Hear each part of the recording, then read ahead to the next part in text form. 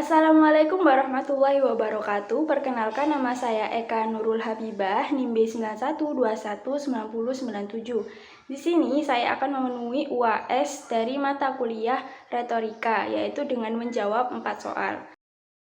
Soal pertama yang saya pilih ialah jelaskan perbedaan dari pidato informatif, persuasif, dan rekreatif. Pidato informatif adalah pidato yang bertujuan untuk menyampaikan informasi penting, sedangkan pidato persuasif ialah pidato yang bertujuan untuk mengajak atau membujuk pendengar agar terpengaruh terhadap isi pidato yang disampaikan. Sedangkan pidato rekreatif adalah pidato yang bertujuan untuk menghibur audiens.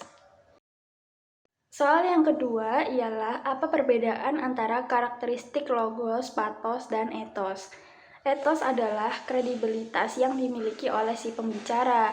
Sumber utama untuk kredibilitas dalam konteks ini adalah keahlian atau kompetensi yang dimiliki dan atau pengalaman yang telah diakui orang.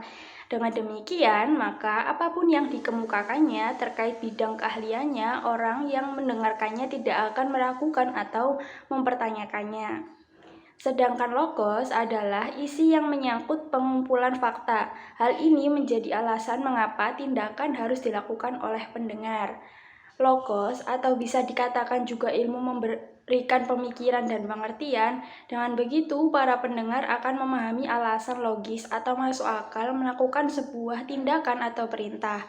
Para pendengar akhirnya bisa memahami tindakan dan menjadikan tindakan itu miliknya. Sedangkan patos adalah perasaan belas kasihan, berkaitan dengan bagaimana komunikator membangkitkan semangat pendengar dan menggerakkan emosi-emosi mereka. Hal ini akan menghasilkan motivasi pendengar.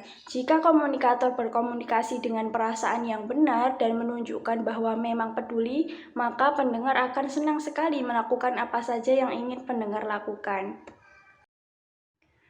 Soal ketiga yaitu mengapa kita sebagai orator harus melakukan analisis pendengar terlebih dahulu. Menganalisis pendengar dilakukan untuk mengetahui latar belakang mereka sehingga dapat disimpulkan secara garis besar tentang sikap, tujuan, perhatian, dan selera mereka. Hal ini sangat bermanfaat untuk menentukan materi apa yang sebenarnya disampaikan dan menghindari materi apa yang tidak perlu disampaikan. Pembicara harus berusaha mengetahui siapa yang akan menjadi pendengar atau penyimaknya.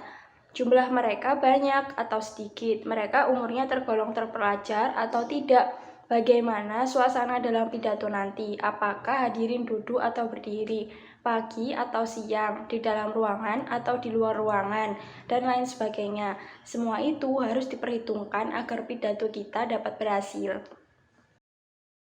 Soal yang keempat ialah menurut William J.M. Psikolog, berpidato yang baik itu seperti apa dan jelaskan.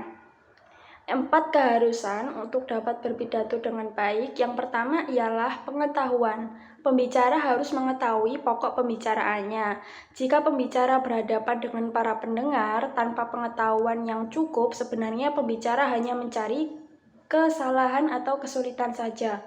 Pembicara harus mempunyai pengetahuan tentang pokok pembicaraannya. Tanggung jawab pembicara ialah untuk mengumpulkan bahan-bahan yang diperlukan sebelum pembicara tampil di depan. Sedangkan cara yang kedua atau langkah yang kedua adalah ketulusan. Pembicara harus percaya akan pokok pembicaraannya.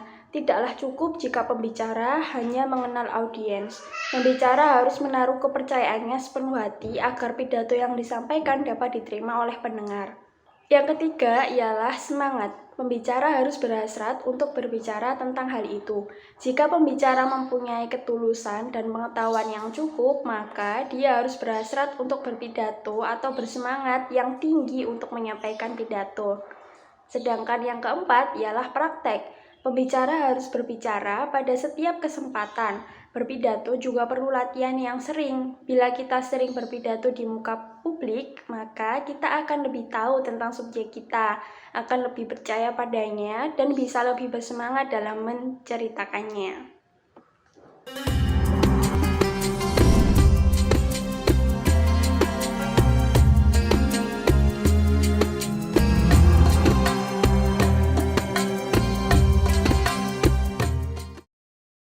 Assalamualaikum warahmatullahi wabarakatuh. Waalaikumsalam.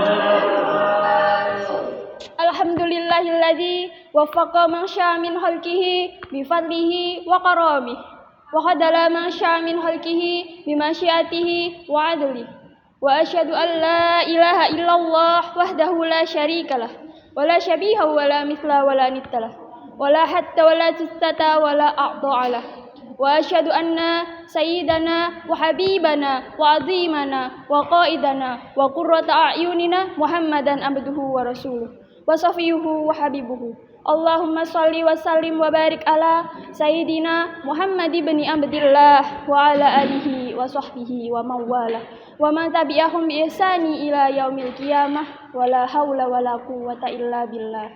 Pertama-tama, marilah kita senantiasa memanjatkan puja dan puji syukur kehadirat Allah Subhanahu wa Ta'ala yang telah memberikan kita semua kenikmatan berupa kesehatan sehingga kita dapat berkumpul dalam keadaan sehat walafiat. Tak lupa kita curahkan sholawat serta salam kepada junjungan kita Nabi besar Muhammad SAW yang telah membawa kita dari zaman kegelapan menuju zaman yang terang benderang. Hadirin rahimakumullah, syariat ibadah kurban ini tak lepas dari kisah Nabi Ibrahim yang mendapat perintah dari Allah untuk menyembelih Nabi Ismail alaihissalam. Anak yang ia idam-idamkan bertahun-tahun karena istrinya sekian lama mandul.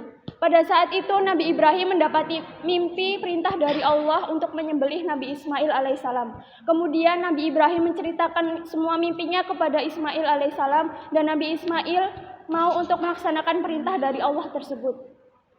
Kemudian Nabi Ibrahim membawa Nabi Ismail ke sebuah tumpukan pasir, dibaringkanlah Nabi Ismail dengan posisi pelipis di atas tanah. Ketika Nabi Ibrahim akan menyembelih Nabi Ismail, berubahlah Nabi Ismail menjadi domba yang sangat besar. Hadirin rahimakumullah, Allah telah berfirman dalam Quran surat As-Saffat ayat 106 sampai 111 yang artinya sesungguhnya ini benar-benar ujian yang nyata. Dan kami tebus anak itu dengan seekor sembelian yang besar. Kami abadikan untuk Ibrahim pujian yang baik di kalangan orang-orang yang datang kemudian, yaitu kesejahteraan dilimpahkan atas Ibrahim. Demikianlah kami membalas orang-orang yang berbuat baik. Sesungguhnya dia termasuk hamba-hamba kami yang beriman. Hadirin rahimakumullah, ibadah kurban yang kita laksanakan setiap tahunnya ini adalah merupakan bentuk iktibar atau pengambilan pelajaran dari kisah tersebut. Setidaknya ada 3 pesan yang dapat kita ambil dari kisah Nabi Ibrahim dan Nabi Ismail ini. Pesan pertama yaitu tentang kemuliaan manusia. Penggantian Nabi Ismail menjadi seekor domba merupakan pesan nyata bahwasanya pengorbanan dalam bentuk tubuh manusia itu sangat diharamkan, sebagaimana yang pernah terjadi pada tradisi zaman dahulu. Manusia satu dengan manusia yang lain itu saling bersaudara. Mereka berasal dari satu bapak, yakni Nabi Adam alaihissalam. Seluruh manusia itu diciptakan Allah dalam sebuah kemuliaan. Jadi kalau ada manusia yang menyakiti atau bahkan membunuh manusia yang lain, itu sama dengan menyakiti atau membunuh seluruh manusia. Pesan kedua yang dapat kita ambil adalah tentang ketaatan kepada Allah Subhanahu wa Ta'ala. Nabi Ibrahim yang mendapat julukan Khalilullah atau kekasih Allah mendapat ujian yang sangat berat, yaitu dengan harus menyembelih anaknya sendiri, yaitu Nabi Ismail alaihissalam. Namun Nabi Ibrahim mampu untuk melewatinya dengan mengesampingkan egonya dan melakukan pendekatan diri kepada Allah Subhanahu wa Ta'ala. Sebagaimana makna kurban yaitu pendekatan diri. Sedangkan Nabi Ismail yang saat itu usianya masih belia, beliau mampu membuktikan bahwa beliau adalah anak yang patuh terhadap kedua orang tuanya dan termasuk hamba Allah yang beriman. Yang menarik adalah saat itu Nabi Ibrahim meminta izin terlebih dahulu kepada Ismail dengan kata-kata yang sopan, lemah lembut, dan tanpa paksaan sedikit pun. Pesan yang terakhir adalah tentang hakikat pengorbanan. Ketika kita bersedekah dengan daging hewan kurban, itu merupakan simbol dari makna pengorbanan yang sebenarnya itu cukup luas. Pengorbanan dalam bentuk waktu, tenaga, pikiran, harta benda, dan lain sebagainya. Sebenarnya pengorbanan itu merupakan manifestasi dari kesadaran diri kita sebagai makhluk sosial. Bayangkan kalau misalkan manusia itu memenuhi egonya sendiri tanpa mementingkan manusia yang lain, betapa kacaunya hidup ini. Sebenarnya manusia itu sedikit meluangkan waktunya, entah itu untuk mengantri tiket di sebuah loket atau menghentikan kendaraannya ketika sedang lampu merah, sebab keegoisan itu hanya layak dimiliki oleh para binatang dan disinilah kita menyembelih ego kebinatangan kita. Semoga kita semua dalam lindungan Allah dan termasuk hamba-hamba Allah yang beriman. Wabillahi taufik wal hidayah. Assalamualaikum warahmatullahi wabarakatuh.